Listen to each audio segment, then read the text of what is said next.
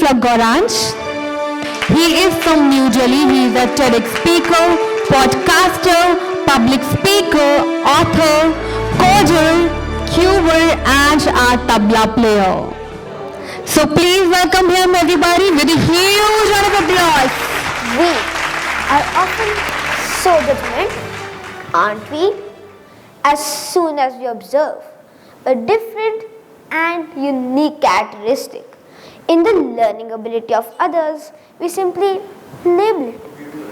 Labeling is still fine, but what is worse that we do is that our judgment travels across all the oceans of intellect, and we further point out to the roots, values, and to the upbringing of parents, who in reality are going through a lot.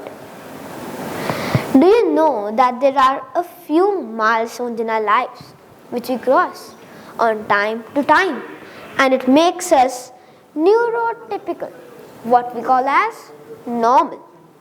Else, if we don't or have any delayed progress, then we are labeled as abnormal.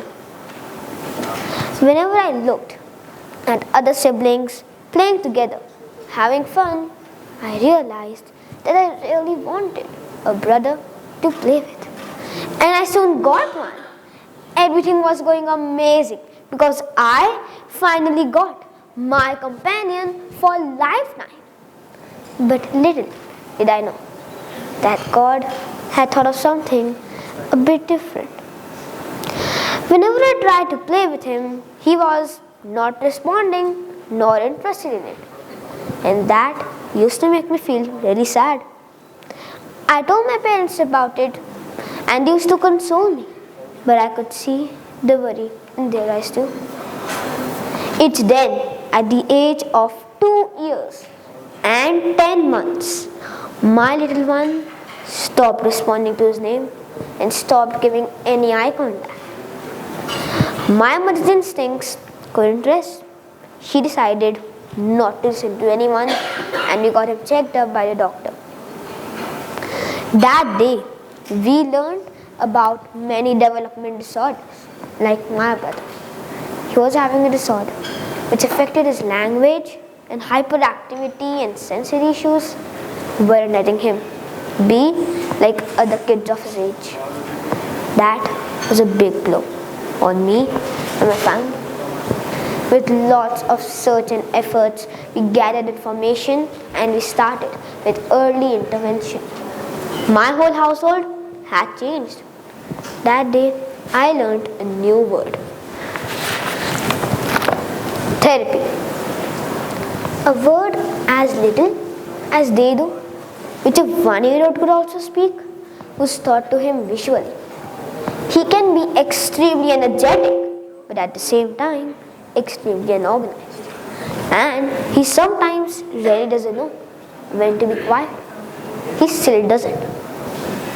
For society, what's different is judgmental. And my brother was different. People used to look at him in a weird way and sometimes even put a question on my parents for his late growth. Sometimes I even saw mom cry because no one understood what we were actually going through, as this not only affected us emotionally but financially too. When I started my journey with my brother, I initially didn't know how to play with him, which led to too many fights between me and my brother, and sometimes even between my parents. That day I learned another word: depression.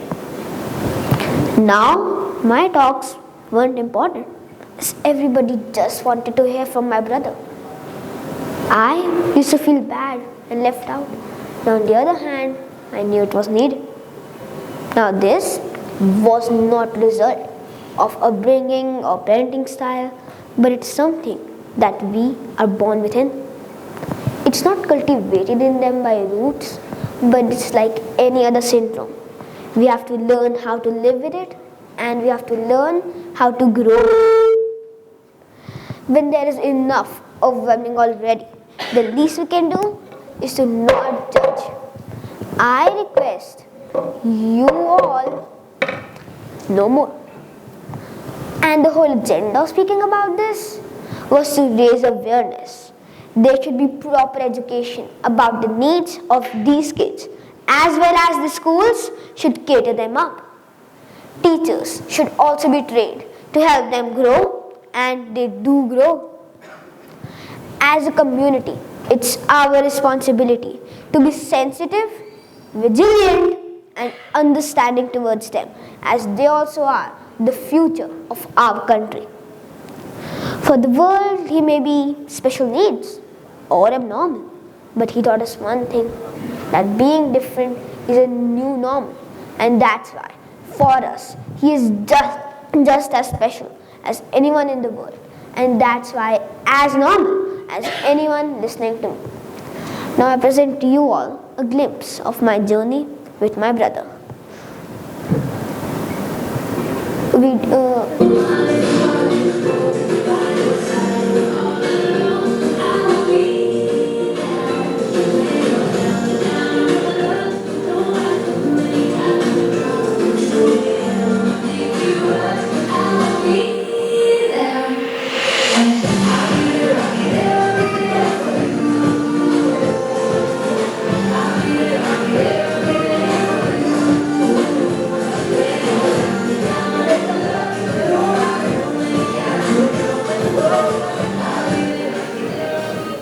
Thank you so much.